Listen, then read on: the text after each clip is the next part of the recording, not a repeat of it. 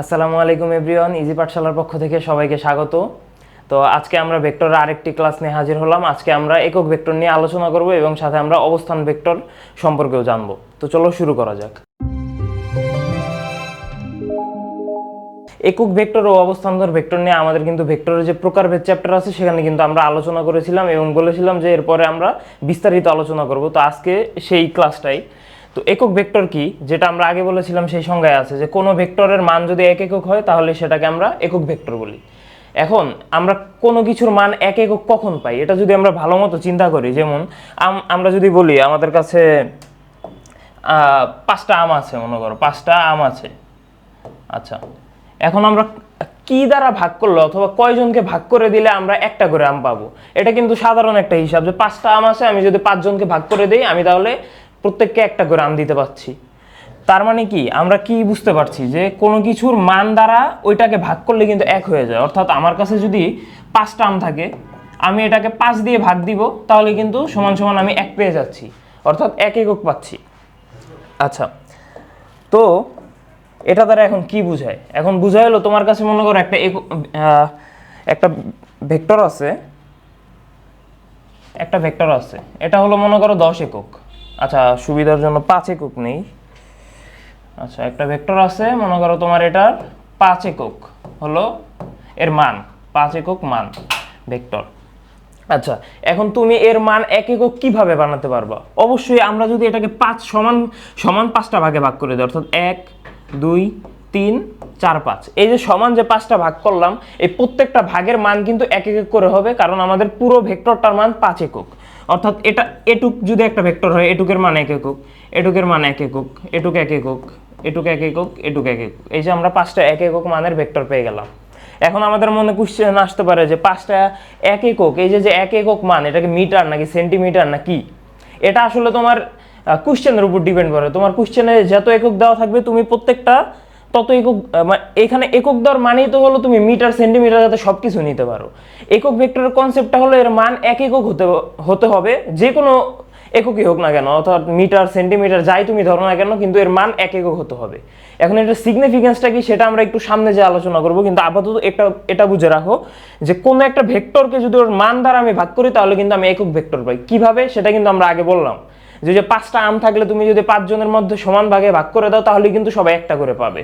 তো এখানে এই ভেক্টরটার মান যদি হয় 5 একক, ওকে যদি তুমি সমান 5 ভাগে ভাগ করো তখনই কিন্তু তুমি 5টা 1 একক মানের ভেক্টর পাচ্ছ। এই যে এটার মান হলো 1 একক, এটাও 1 একক, এমন করে এগুলো 1 একক, ঠিক আছে?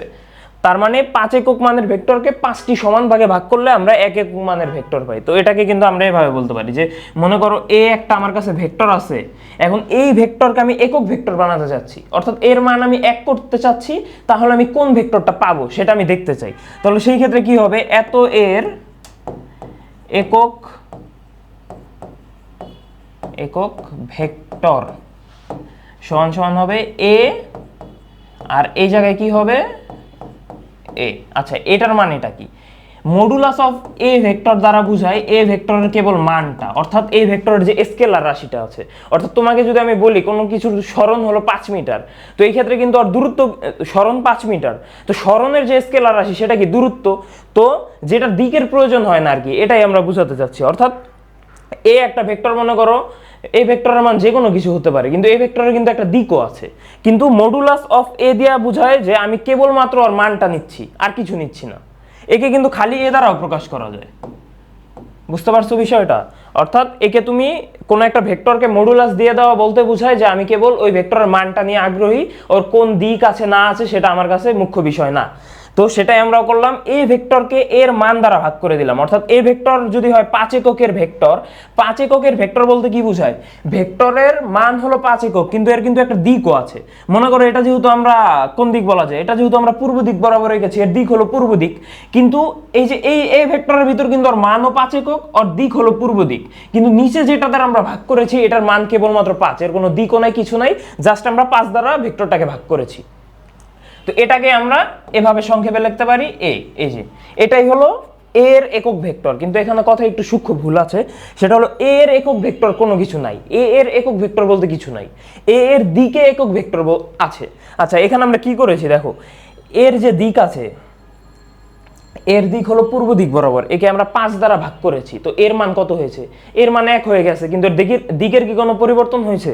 অর্থাৎ আমরা যে উপরে যে উদাহরণটা দেখিয়েছি দেখো, এই যে এ ভেক্টরটা এরকম আছে, এর হলো 5 একক, তো আমি 5টি সমান ভাগে ভাগ করেছি, এটাকেই বলছি আর কি 5 দ্বারা ভাগ করেছি, 5টি সমান ভাগে ভাগ করেছি, তো প্রত্যেকটার মান কি এক একক করে না, কিন্তু দিকের কি পরিবর্তন হয়েছে? না, দিকের পরিবর্তন হয় নাই। তো এটাই আসলে আমাদের এখানে যেটা লেখা উচিত ছিল, সেটা হলো আমাদের যেটা লেখা উচিত ছিল এ এর দিকে একক ভেক্টর লেখা উচিত ছিল, অর্থাৎ এ এর দিকে একক ভেক্টর। কারণ তুমি যদি এই বরাবর সেম বরাবর একটা বি ভেক্টর নাও, মনে করো এটা 3 একক, তাহলেও কিন্তু এই এ যে একক ভেক্টরটা আছে ও কিন্তু বি এর দিক বরাবরও একটা একক ভেক্টর।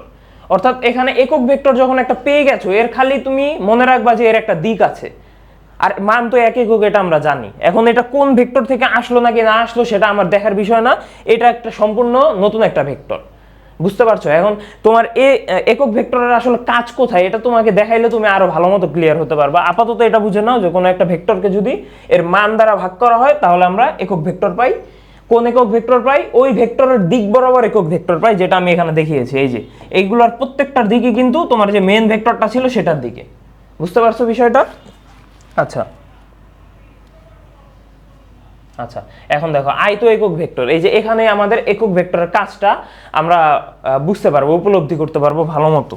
আচ্ছা, আয়ত একক ভেক্টরের সংজ্ঞা কি দেয়া আছে দেখো, ত্রিমাত্রিক কার্তেশীয় স্থানাঙ্ক ব্যবস্থায় 3টি ধনাত্মক অক্ষ বরাবর যে 3টি একক ভেক্টর কল্পনা করা হয় তাকে আয়ত একক ভেক্টর বলে। এখন আগে আমি লিখে নিচ্ছি, তারপর তোমাদেরকে বোঝাচ্ছি। আচ্ছা, এখানে তোমার বলা হয়েছে 3টি ধনাত্মক অক্ষ বরাবর 3টি একক ভেক্টর কল্পনা করা হয়। এই 3টি একক ভেক্টর হলো, এটা কিন্তু ফিক্সড, এটা তোমার মন মতো নিলে হয়তো হওয়া উচিত, কিন্তু প্রত্যেকটা আর কি বইয়ে তোমার এটা ফিক্সড করে দেওয়া। আর মানে সার্বজনীনভাবে আর কি এটাই সবাই আর কি ইউজ করে, তো এটা ইউজ করা ভালো। সেটা হলো তোমার এক্স অক্ষ বরাবর আমরা চিন্তা করি হলো আই নামের একটা একক ভেক্টর আছে। ও আরেকটা জিনিস লক্ষণীয় যে তোমরা এখানে খেয়াল করেছো নাকি, যে একক ভেক্টরের ক্ষেত্রে কিন্তু আমরা নতুন একটা চিহ্ন ব্যবহার করছি, সেটা হলো এরকম একটা ক্যাপ। এর ক্ষেত্রেও আর আমরা এরকম একটা ক্যাপ দিয়েছি। তোমার যে কোনো একক ভেক্টরের ক্ষেত্রে এরকম একটা ক্যাপ দ্বারা এর আর কি ভেক্টরটা নির্দেশ করা হয়। যেমন আমরা এর ক্ষেত্রে এরকম ইউজ করতে পারতাম, এরকম ইউজ করতে পারতাম, এরকম ইউজ করতে পারতাম। তো এটাও একটা পদ্ধতি ভেক্টরকে প্রকাশ করার জন্য। তো সাধারণত একক ভেক্টর প্রকাশের জন্য আমরা এই পদ্ধতিটা আর কি ফলো করি। আচ্ছা দেখো, তো এক্স অক্ষ বরাবর আমাদের কি আই, ওয়াই অক্ষ বরাবর ঠিক এভাবে নেওয়া হয় জে, আর তোমার জেড অক্ষ বরাবর এভাবে নেওয়া হয় কে। এখন এখানে ধনাত্মক বলছে কেন? কারণ ধনাত্মক অক্ষ বরাবর আমি আই কল্পনা করি, অটোমেটিক ঋণাত্মক যে এক্স অক্ষ বরাবর ওই এক্স অক্ষ বরাবর মাইনাস আই আমাদের চিন্তা করতে হবে। এটাই আর কি এইখানে ধনাত্মক অক্ষ উল্লেখ করে বোঝানো হচ্ছে। অর্থাৎ প্রত্যেকটা ধনাত্মক অক্ষ বরাবর 3টা আমি ধরে নিয়েছি, ওটা ঋণাত্মক অক্ষ বরাবর ওটার জাস্ট বিপরীত মান হবে, অর্থাৎ ঋণাত্মক ওয়াই অক্ষ বরাবর মাইনাস জে আমরা চিন্তা করি। আচ্ছা, এখন কথা হলো এটা ধরে আমার লাভটা কি? এটা ধরে লাভটা এইটাই যে দেখো, তোমার আগে যে জিনিসটা আমি বলেছিলাম আর কি, কোনো একটা ভেক্টরকে তার মান দ্বারা ভাগ করলে একক ভেক্টর পাওয়া যায়। এখন তাহলে বলো তো যে কিভাবে আমরা ওই ভেক্টরটা আবার পেতে পারি? অবশ্যই একক ভেক্টরকে যদি আবার মান দ্বারা গুণ করা হয়, যেমন 5 যে ভেক্টরটা ছিল 5 এককের ভেক্টর, ওকে আমরা 5 দ্বারা ভাগ করেছি, একক ভেক্টর পেয়েছি। এখন একক ভেক্টর থেকে আমার যদি আবার মেন ভেক্টরটা পেতে চাই, আমার কি করতে হবে? 5 দ্বারা গুণ করতে হবে। 5 দ্বারা গুণ করলে কিন্তু আমরা আবার এ ভেক্টরটা পেয়ে যাচ্ছি। অর্থাৎ আমি যে এ ভেক্টরটা পেয়েছি এর মান কত? এর মান হলো 1। একে যদি আমি 5 দ্বারা গুণ করি তাহলে আমি পাইবো 5a, আমি এটা পাবো। এটা সমান সমানই কিন্তু আমার সেই মেন এ ভেক্টরটা। কেন? কারণ এর মান 5 আর এর দিক কিন্তু আমরা আগেই বলেছিলাম যে একক ভেক্টরটার দিক ছিল এ ভেক্টর বরাবর, কারণ এর মাধ্যমেই আমরা কিন্তু এটা বের করেছি।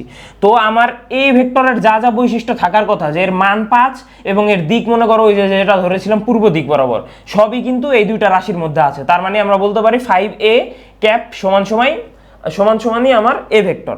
বুঝতে পারছো বিষয়টা? তো এখন মেন ভেক্টর পেয়ে তো আমার তত একটা লাভ নেই, কারণ আমাকে ভাগ করে বের করলাম, এবার গুণ করে মেন ভেক্টর পেলাম। কিন্তু একক ভেক্টরের তোমার গুরুত্বটাই হচ্ছে যে কোনো ভেক্টর তুমি এখন বের করতে পারবা। তোমার পূর্ব দিক বরাবর যদি আমি বলি তুমি 6 একক মানের একটা ভেক্টর বের করো, তুমি বের করতে পারবা না। তুমি জাস্ট আমরা যে আগের স্লাইডে যে এই ভেক্টরটা বের করেছিলাম, অর্থাৎ এ দিয়ে এটা দিয়ে যে আমাদের এ ভেক্টরটা বের হয়েছিল, এটা কি? কারণ এ ভেক্টরটা পূর্ব দিক বরাবর, তার মানে আমার যে এর যে একক ভেক্টরটা অর্থাৎ এই ভেক্টরটা, এই একক ভেক্টরটা পূর্ব দিক বরাবর, অর্থাৎ এ একটা দিক প্রকাশ করছে, একটা দিক নির্দিষ্ট করে দিচ্ছে।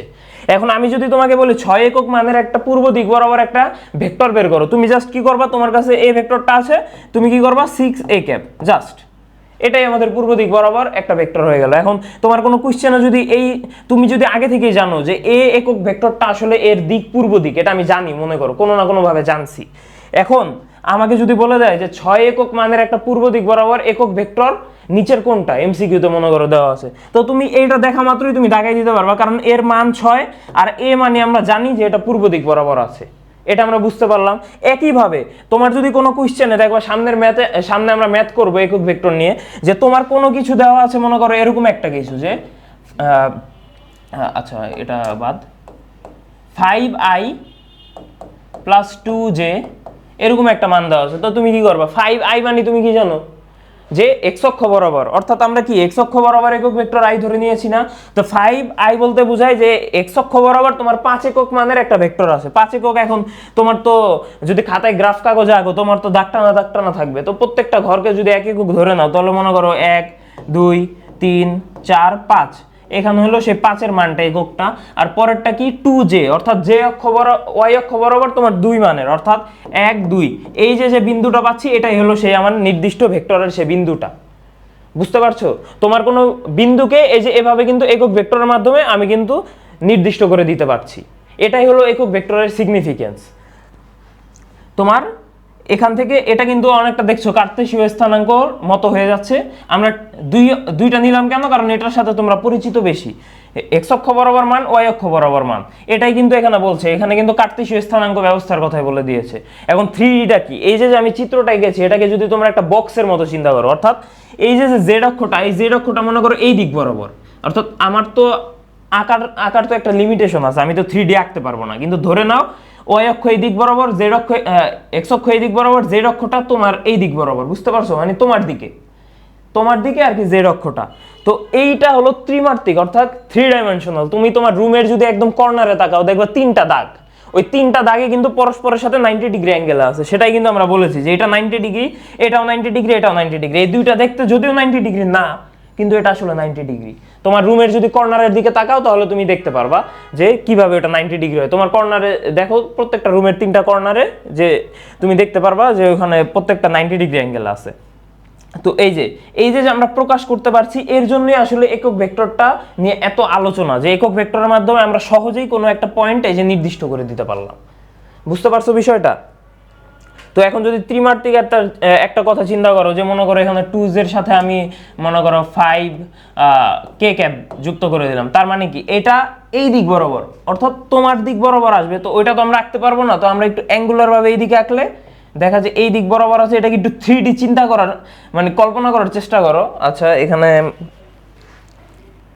দাঁড়াও, এখানে যদি অ্যালাইনমেন্টটা ঠিক করে দিই তাহলে মনে হয় আরো বুঝতে, এটা এই অক্ষ বরাবর, তো এটা যদি এরকম হয়, এই জায়গাটা চিন্তা করো, এই জায়গাটা মনে করো হাওয়ায় ভাসছে, কিভাবে ভাসছে এখন চিন্তা করাটা একটু কঠিন, কিন্তু মনে করো যে হাওয়ায় ভাসতেছে, অর্থাৎ আমি আচ্ছা এটা এখানে মনে করো একটু কঠিন হবে। আচ্ছা দাঁড়াও, তো এটা কেটে দিলাম। আচ্ছা মনে করো এখানে আছে,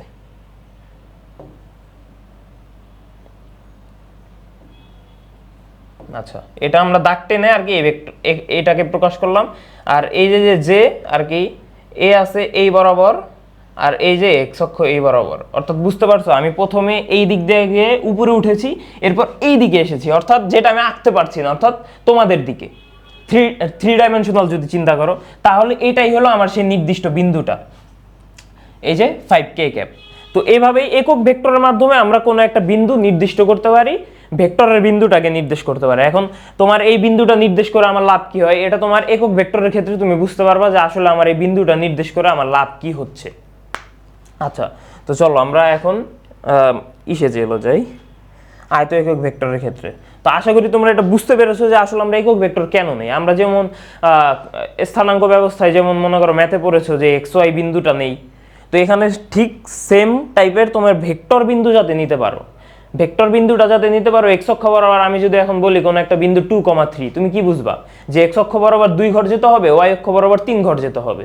তো এইখানেও সেম, আমি যদি বলি 2i cap plus 3j cap, তুমি বুঝবা যে x অক্ষ বরাবর 2 ঘর যেতে হবে, y অক্ষ বরাবর 3 ঘর যেতে হবে, এই ভেক্টরটা বুঝবা। এখন আমরা এখানে কিন্তু বিন্দু দিয়ে প্রকাশ করেছি, কিন্তু আসলে কিন্তু এটা একটা ভেক্টরে মিন করে। কিভাবে ভেক্টর মিন করে সেটা কিন্তু আমরা আয়ত একক অবস্থান্তর ভেক্টরে দেখবো। অর্থাৎ এইভাবে কোনো একটা বিন্দু দেওয়া বলতে বোঝায় যে তুমি আসলে কেন্দ্র থেকে ওই বিন্দুটা মাপতেছো, বুঝতে পারছো? তো এই যে একটা দাগ টানলাম, এই দাগটার কি একটা নির্দিষ্ট অ্যাঙ্গেল আছে, এই দাগটার একটা নির্দিষ্ট মান আছে, মনে করো 5√2, মনে করো যে কোনো একটা মান দিলাম। এই যে 5√2, এই ভেক্টরটাকে যদি আমি এখন এখানে আঁকি, এই যে একটা ভেক্টর যে পাইলাম যেটার মান হইলো 5√2 এবং যেটা এক্স অক্ষের সাথে মনে করো 30 ডিগ্রি অ্যাঙ্গেলে আছে, তো এটা একটা ভেক্টর না? তার মানে এই বিন্দুই আসলে একটা ভেক্টর মিন করতেছে। তো তোমাদেরকে আমি সহজে বোঝানোর জন্য বললাম যে একটা বিন্দু, কিন্তু আসলে এরকম ভাবে যদি কিছু একটা লেখা থাকে 5i cap plus 2j cap plus 3k cap, এটা আসলে একটা ভেক্টর বোঝায়। তো এখন এই যে এই জিনিসটা লিখলাম, এটা একটু ভালো মতো এক্সপ্লেন করতেছি পরবর্তী স্লাইডে। আচ্ছা আচ্ছা, দেখো এই যে অবস্থান্তর ভেক্টর কি, প্রসঙ্গ কাঠামোর মূল বিন্দুর সাপেক্ষে কোন বিন্দুর অবস্থান যে ভেক্টর নির্দেশ করে তাকে আমরা অবস্থান্তর ভেক্টর বলি। এখন দেখো কোন বিন্দুর অবস্থান, ওই যে আগে বললাম যে আমরা ওই জিনিসটা যে 3i cap 4j cap 3k cap, মনে করো এরকম যে কোনো একটা র্যান্ডম জিনিস দেওয়া আছে, ওটা দ্বারা আমরা কিন্তু একটা বিন্দুই বুঝি। কিন্তু আসলে বিন্দু বোঝানো বলতেই ওইটা আসলে একটা অবস্থান্তর ভেক্টরে মিন করে তোমাকে, কারণ আরেকটা বিন্দু তোমার মূল বিন্দুর সাপেক্ষে ধরে নিতে হয়। বুঝতে পারছো বিষয়টা? আচ্ছা দেখো অবস্থান্তর ভেক্টর, তো এই যে বিন্দুটা আছে এটাকে তোমার প্রকাশ করার জন্য কি করতে হবে? আচ্ছা এটাকে যদি একটু কাছে আঁকি তাহলে কিন্তু ভালো মতো বোঝানো যাবে। আচ্ছা আচ্ছা দেখো এটা একটু, হ্যাঁ এখানে মনে করো আমাদের বিন্দুটা মনে করো আমরা এখানে দিয়ে দিলাম। আচ্ছা এখন দেখো এই তোমার বিন্দুটাকে তুমি নির্দেশ করার জন্য কিন্তু তুমি একটা ভেক্টর ইউজ করতে পারো। মনে করো ভেক্টরটার মান আমার পেনের, এই যে পেনটা আছে হাতে, এই পেনের দৈর্ঘ্যের সমান মনে করো মানটা। তো এই পেনটাকে তুমি যদি একটা নির্দিষ্ট অ্যাঙ্গেলে রাখো তাহলে দেখো তুমি কিন্তু ওই পর্যন্ত পৌঁছাতে পারছো। এই যে তোমার সে দাগটা, বুঝতে পারছো? অর্থাৎ এই পেনের সমপরিমাণ কিন্তু এই দাগটা, আর এটার কি নির্দিষ্ট একটা অ্যাঙ্গেল আছে না? মনে করো এটা লেসে 60 ডিগ্রি অ্যাঙ্গেল, মনে করো 60 ডিগ্রি অ্যাঙ্গেলে তুমি পেনটাকে রাখলে এই বিন্দু পাচ্ছ। এখন 60 ডিগ্রি অ্যাঙ্গেলে তুমি এই পেনটাকে রাখলে আর কি কোনো বিন্দু পাওয়া পসিবল? অবশ্যই পসিবল না, কারণ এটা আমি বলেই, আচ্ছা তুমি এটা মাপলে হয়তো 45 ডিগ্রিও পেতে পারো, কিন্তু হাইপোথেটিক্যালি ধরে নাও যে 60 ডিগ্রি এটা। তো আমি 60 ডিগ্রি অ্যাঙ্গেলে যদি এই পেনটাকে রাখি, আমি কেবলমাত্র এই একটা বিন্দুই আমার পাওয়া সম্ভব। অর্থাৎ এই বিন্দুটাকে আমি একদম নির্দিষ্ট করে দিয়েছি এই একটা মাত্র লাইনের মাধ্যমে এবং এই কোণের মাধ্যমে। তার মানে কি এটা একটা ভেক্টর হয়ে যাচ্ছে না? এই লাইনের যদি একটা মান থাকে, মনে করো এই লাইনের মান হলো সেই 5 একক, মনে করো সুবিধার জন্য ধরে নিলাম এই লাইনটা, মনে করো আমার এটা হলো 5 মিটার, তো মিটারকেই আমরা একক হিসাবে ধরে নিচ্ছি। আচ্ছা মিটারকে তো বেশি বড় হয়ে যায়, মনে করো 5 ইঞ্চি, ঠিক আছে? তো ইঞ্চিকে আমরা একক হিসাবে ধরে নিচ্ছি। তো এই কলমটা হলো মনে করো 5 ইঞ্চি, এটাকে যদি আমি 60 ডিগ্রি অ্যাঙ্গেলে রাখি কেবলমাত্র এই একটা বিন্দুই পাওয়া সম্ভব। তো এমন একটা রেখা যার মান হলো 5 একক এবং তার একটা অ্যাঙ্গেলও দেওয়া আছে 60 ডিগ্রি। আচ্ছা এটাকে যদি আমরা একটু ব্যাখ্যা করে রাখি, কারণ আচ্ছা দেখো এমন একটা রেখা যার মান 5 একক এবং একটা নির্দিষ্ট অ্যাঙ্গেল দেওয়া আছে, তো এটা কিসের বৈশিষ্ট্য? এটা অবশ্যই ভেক্টরের বৈশিষ্ট্য, একটা মান আছে এবং কোণ আছে। তো এই মান এবং কোণ দ্বারা তুমি নির্দিষ্ট একটা বিন্দুই পাইতেছো। তুমি এই কলমটাকে 60 ডিগ্রি অ্যাঙ্গেলে রাখলে একটা বিন্দুই পাবা, আর কোনো বিন্দু পাওয়া পসিবল না। তুমি ট্রাই করে দেখতে পারো। আমি যদি অ্যাঙ্গেল চেঞ্জ করে দেই তখন দেখা যায় এই যে এখানে এই বিন্দুটা পাবো, আবার এখানে এই বিন্দুটা পাবো, আবার এখানে এই বিন্দুটা পাবো। অ্যাঙ্গেল চেঞ্জ করা লাগবে, কিন্তু তুমি মান এবং কোণ অর্থাৎ মান এবং দিক যদি সেম রাখো তুমি অবশ্যই একটা বিন্দু পেতে বাধ্য। এ কারণেই একে অবস্থান্তর ভেক্টর বলা হয়। অর্থাৎ এই ভেক্টরের মাধ্যমে তুমি একটা বিন্দুর অবস্থান নির্দিষ্ট করে দিতে পারছো, কার সাপেক্ষে? 0 0 মূল বিন্দুর সাপেক্ষে। এ কারণেই একে আমরা অবস্থান্তর ভেক্টর বলছি। বুঝতে পারছো বিষয়টা? তো এটাই হলো অবস্থান্তর ভেক্টরের পরিচয়। এখন অবস্থান্তর ভেক্টর থেকে আমরা আগের ক্লাসে বলেছিলাম যে পরবর্তী কোনো একটা ক্লাসে হয়তো তোমাদের এক্সপ্লেন করে দেব, সেটা হলো ব্যাসার্ধ ভেক্টর। যে এইটা মনে করো আমি যদি এখানে আবার আঁকি অবস্থান্তর ভেক্টরটা, এখানে মনে করো একটা অবস্থান্তর ভেক্টর, এটা মনে করো এ বিন্দু, এটা মনে করো বি বিন্দু। আমি বলেছিলাম ওই যে ব্যাসার্ধ, তোমার ব্যাসার্ধ না সরি সরণ ভেক্টরের ক্ষেত্রে, তো তোমার এটা যদি বি বিন্দু, তুমি যদি এ বির মানটা বের করতে চাও, এই যে এ বি, আচ্ছা এটা একটু আচ্ছা ধরে নাও এইখানে বিন্দুটা ছিল। আচ্ছা এ বির মান তুমি বের করতেছো, এ বির মান কি? এ বির মান হলো এই যে এই জিনিসটা, বুঝতে পারছো এই বিষয়টা, এই যে যেটা মোটা করে দিলাম এ বির মান, তুমি এ বির মান বের করতে যাচ্ছ। তো এখানে সূত্রটা এভাবে লেখা ছিল যে A B is equal to B minus A. এখন এটা কিভাবে কেন আসলো, এটা তোমরা এই অবস্থান্তর ভেক্টরের মাধ্যমে এই দুইটা প্রকাশ করলে তোমার যে এ বি, এই যে এ বির চিহ্ন কিন্তু এইদিকে, এ থেকে বি এর দিকে, এই কারণে আমরা এ বি লিখেছি। এইটা যে তোমার বি মাইনাস এ হবে, এটা মনে করো তোমার বুঝবা তোমরা এই নেক্সট ক্লাসে তোমাদের আমরা ত্রিভুজ সূত্র সমান্তরিক সূত্র পড়াবো, সেখানে তোমরা বুঝবা যে কেন এই দুইটা ভেক্টরকে এই যে বি মাইনাস এ করলে আমরা আসলে এ বিটা পাই, ওইটা তোমরা একটু পরেই দেখবা। তো আপাতত এটা যেহেতু বলছিলাম যে নেক্সট ক্লাসে দেখাবো, তো এটা তোমাদের আবার মনে করিয়ে দিলাম যাতে তোমরা পরবর্তী ক্লাসের কনসেপ্ট অনুযায়ী এটা মিলিয়ে নিতে পারো। ওইখানে হয়তো এটা উল্লেখ করতে মনে নাও থাকতে পারে, তো তোমরা ওই কনসেপ্ট দিয়ে এটা হয়ে যাবে, তোমরা মিলিয়ে নিও। আচ্ছা, তো আজকের ক্লাস এই পর্যন্তই ছিল। আশা করি তোমরা একক ভেক্টর ও অবস্থান্তর ভেক্টর নিয়ে ভালো ধারণা পেয়েছো এবং এই সংক্রান্ত যে কোনো সমস্যা তোমরা সমাধান করতে পারবে। তো আমাদের সাথে থাকার জন্য ধন্যবাদ। আসসালামু আলাইকুম।